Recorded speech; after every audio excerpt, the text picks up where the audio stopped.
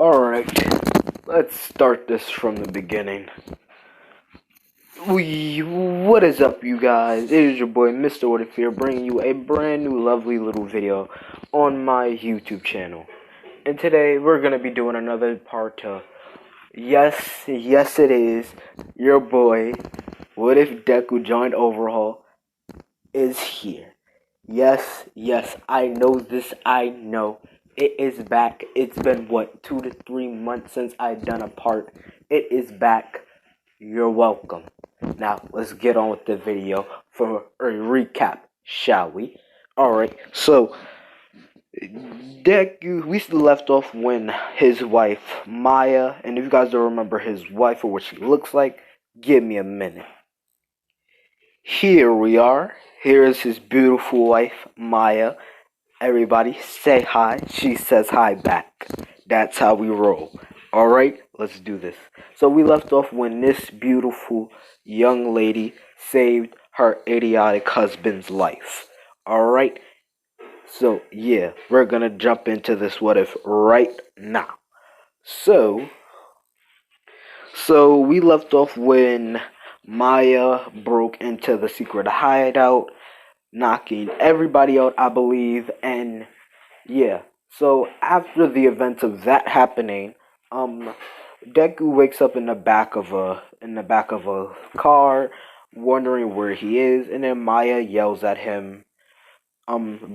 She yells at him while raising his blood pressure, causing him to really go into like a somewhat of a panic attack. And then she starts yelling him about how he was stupid, how most he could have died, why did he leave without telling anybody, and all that. And then this is when Izuku would say, alright, you win. It's my fault. I should have been more, careful. And then Overhaul turns around from sitting in the front seat of the car saying, you're not the only one. And then Izuku would be like, Overhaul, are you alright? And then Overhaul said, I should be asking the same to you, kid. And then this is when we will hear a large truck horn beeping them on, and we would see Deku, and then Deku will look out the back of the car window, and seeing that he sees a lizard guy with a mask surrounding his eyes, and he looks like he has weapons, and for some reason his outfit looks like Stain. And then Izuku looks on top of the truck, and he sees a guy holding out his hand, charging it with blue flames. Oh my god. And then he yells out, and then Deku yells at Maya, move the car out of the way. And then what she does, luckily dodges it, but it does leave. But Dobby's fire attack does leave quite a flaming crater on the highway street. And keep aware, this is the nighttime, and it is raining. So, I'm surprised Dobby is the one doing the attacking on top of the truck. Alright, let's get back. And then Overhaul says, Maya, roll down the window. And then Maya would comply to Overhaul rolling down the window, and then he touches the car door, causing the car door to break, and then he would reform the mat of the car door as a spear and send it flying towards Dobby, causing Dobby to barely dodge it, leaving quite a nasty mark from Dobby's neck to his shoulder. And then Dobby would fire a random fireball attack, actually hitting the trunk of the car, and yeah. And then this is when Overhaul says, no matter what, don't come back for me. And then Deku and Maya are confused, like, why are you saying that? And then Overhaul says again, don't come back for me. And then this is when Overhaul jumps out of the car, like you would do in GTA 5, and does the whole road thing. And then once he catches himself while he's rolling. He touches the ground, creating a wall, which literally spot that the truck impacts smack right on, knocking out Splinter, the lizard guy, and sends Dobby flying off the top of the truck, hitting the ground quite hard. And then this is when Dobby would get back up, and so would Overhaul. And then Dobby says, "Now." And then Dobby says, "I've been waiting for this." This is when Dobby would take off his jacket. So would so would Overhaul. And then Overhaul touches the ground to manipulate it, sending giant pillars towards Dobby. Dobby quickly igniting his blue flames, just quickly igniting the blue flames, melting the pillars. And this goes on for quite a while. And then this is when Overhaul will catch Dobby off guard and tries to go in for an attack on Dobby, but Dobby quickly burns his whole right side of his body, covered in the flames, burning Overhaul's hand. And this is when Overhaul will run onto one of the metal railings on the highway, touching it, and then dispersing it, and then use the metal pole that he dispersed on the highway, and then use it as little shards for attacks, shooting it at Dobby. While Dobby creates a wave of fire of his blue flames, countering the attack. And this is when we would go back and forth with Dobby attacking and Overhaul trying to dodge. Overhaul knows he's not going to win this fight against Dobby, not even in this condition. This is when Overhaul says, "I guess I'm going to have to get close and personal. But if I do, he's just going to use his flames to heat himself up." Wait a minute. And this is when Overhaul pulls out a little pen needle from his pocket, and then he sticks the needle into his neck, ingesting the red serum into himself, causing Overhaul to give himself a power up. And yes, it's one of those drugs that do power up quirks, and that's what Overhaul takes. And then Overhaul started to use the concrete from the street on the highway, and forms it with his body, creating like an armor, creating extra arms. So he looks like so you guys know what Overhaul looks like when he merged himself with the other guy, and he got like that black mark all over his body, and he had 2 extra arms and all of that. Yeah, so he looks like that, but instead of looking like that, imagine it being with concrete instead of flesh, instead of somebody else's flesh. So yeah, so that's what Overhaul does, and this seems to be working a little bit because he's manipulating the street without touching it, and Dobby's actually starting to have a little bit of trouble. And this is when we would see Stain jump over the giant wall and throw knives at Overhaul, while Overhaul quickly creates a little concrete wall, easily blocking it, while Stain rushes at Overhaul, while Dobby shoots a massive fire attack. And this is when out of nowhere a small bullet shoots into Stain's neck, causing him to pass out. And then this is when Dobby would turn his head, changing the direction of his flame attack towards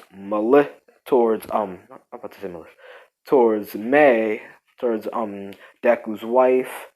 And Overhaul says no and quickly blitz right in front of the fire attack, taking it full on force, giving Overhaul a 4 to 5 degree burn. Well, I'm not sure. Well, Dobby's injured. His flames are a little bit weak, and plus they're in the rain. So I'm going to say a good 4 to 5 degree burn. I want to say 6. But sorry about that background noise. You know what? Yeah, 4 to 5 degree burn from his whole front chest and upper self. So his whole chest, his stomach, and his upper face are burnt.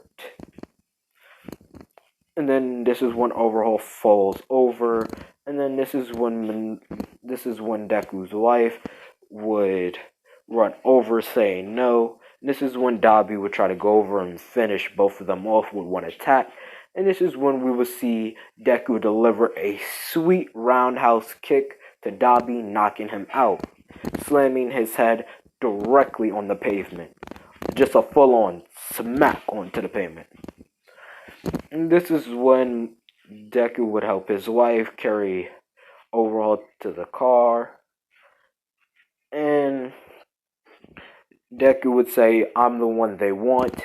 Take Overhaul to the hospital and I'll lose them. This is when she would say, no, don't be stupid. But it's too late. Deku's already running off. Running off. And this is when she would look up and she would see Toga, Splinter, and I want to say, you know what? I'm not sure if I got Muscular killed the last part, but if I didn't, yeah. So Toga, Muscular, and Splinter are chasing after Deku. And Deku turns around and looks behind him, sees that it's only 3 people.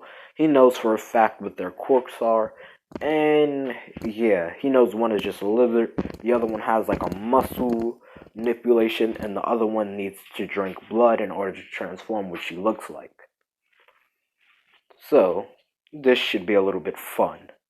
This is when Deku will pull out as Deku would run and he would find a intersection to the highway, he would run over and hide behind one of the pillars. And this is when Muscular would run over, forming the muscles over his arm and fist, smashing right into the pillar. But this is when Deku would quickly cut his arm, cut his arm that isn't covered in muscle, and then he would quickly use the blood that is on the knife. This is when we would see like some slow motion action. Muscular's arms got cut. You see the blood coming up and splatting everywhere. The blood is on the knife, forming like a blood stripe pattern. Like, in anime when they cut somebody and then you see like the blood is on the weapon and then you see that one line of blood that's just following as the weapon's going back. Yeah, so that's happening. We have that slow motion thing happening. And the blood that is moving with the knife, that is on the knife, Deku he flings over the remaining blood that's on the knife at Splinter's eyes, causing the blood to get into Splinter's eyes. And then this is when Deku would jump high enough to jump on Splinter's front head, on his forehead, smashing him right onto the ground. Sorry about that. And this is when Deku would take one of the longer knives on Splinter's makeshift sword, and this is when he would try to strike Toga, but Toga would quickly since Toga is very, flexible. Sorry about that. I had to pause for a minute. So yeah, since Toga is very acrobatic, she would most likely, of course, dodge this. And Deku was just doing random strike attacks with one of the longer knives, trying to see if he can hit her or get her cornered, but it seems not to be working because Toga is just a little bit faster than him. And remember, Deku is still injured from the cuts and banging and bruises and broken ribs. So yeah. So right now Deku's just running on pure adrenaline. Like, there's nothing really letting Deku stand up right now besides pure adrenaline and willpower right now. So yeah, But Toga is realizing that every time Deku swings one of the knife blades around, he seems to be getting faster, and he seems to be getting stronger because right now, instead of her getting hit by the sword, she's being hit a little bit by the wind pressure. And then she's going as okay, she needs to finish this, as when she would quickly go for Deku's leg, but Deku knew that she would try to go for lower parts of him because Toga and Deku, yes, they do have history, and yes, they have that type of history before Deku got married. So, yeah. And no, Deku did not get in. No, when Toga and Deku had that history, there was none of Toga getting pregnant. So no, but yes, Toga and Deku did have that history before he got married. So Deku was like, I should have known you would try to go for lower parts of me. Wink, wink. And Toga would be like, you were always there. You were always the one that's always wanted to cut down on the fun. And this is when Deku would be like, you want to know why? Because you never played fair. And this is when Deku would quickly throw the weapon at Toga, Toga quickly dodging it, and then Deku would catch Toga with a headlock, and Toga would stab the knife into his stomach. And then this is when Deku would release Toga, kicking her in the back, and Toga doing a cartwheel to recover herself.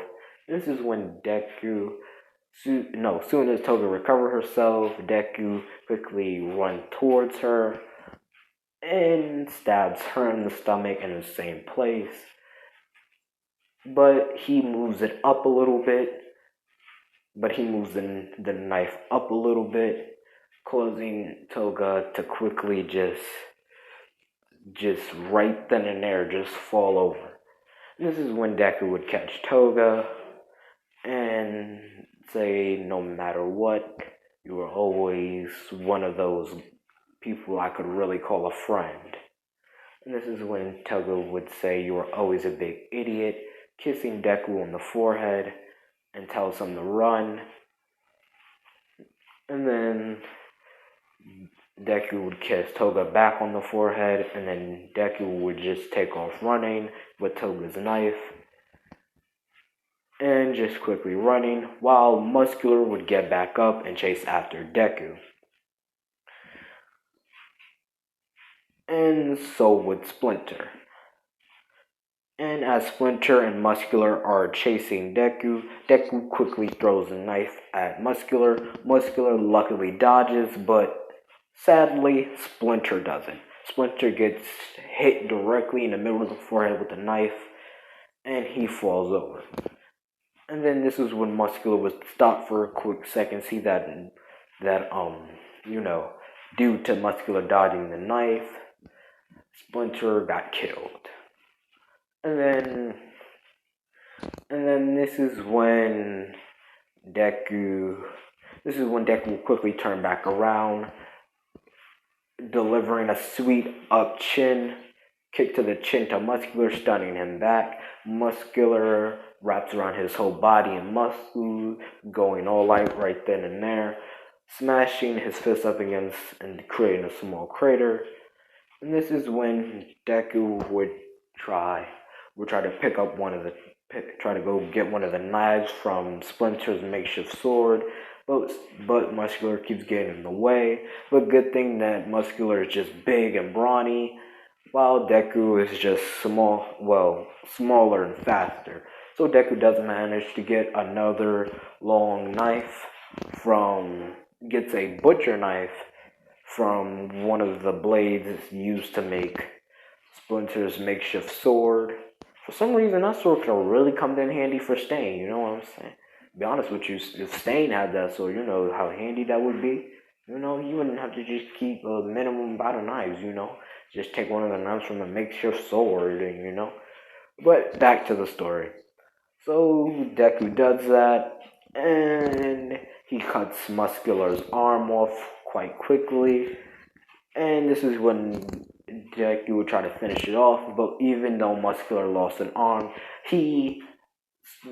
Muscular losing an arm caused Muscular to go into a full-out berserker mode. Like, this dude slams Deku into the ground. You know what Hulk did to Loki in the first Avengers movie? Yep, that's what Muscular did to Deku. And Deku right now is pinned to the ground. And Muscular says, I'm about to finish this. But as soon as he tries to stomp on Deku, Deku quickly gets the blade. And Muscular steps on the blade, making it pierce through his foot. And Deku would grab the blade, forcing it towards where Muscular toes is, cutting his foot in half, causing Muscular to scream out in pain. And then Deku says, I know what you did to little kids. I know what you did in your past, Muscular. And what you did killing 2 heroes and making a child, leaving a child by killing his 2 pro-hero family. By killing his parents, which were pro-heroes, and leaving a child to fend for himself. Now that's one of the things I despise more than heroes. More than heroes that don't rescue people. And then he says, for that, I'll take your other eye. And this is when Deku would quickly cut out Muscular's other eye, causing Muscular to die right then and there due to, blood loss. This is when Deku would finish off Muscular, going overkill on Muscular, and leaving the blade right there in Muscular's back, and Deku would run off because he knows I'm about to wrap this video up right here. So I hope you like, subscribe, comment down below what you like about this part, what you didn't like. And until next time, fams, this is Mr. What If. Peace, fams.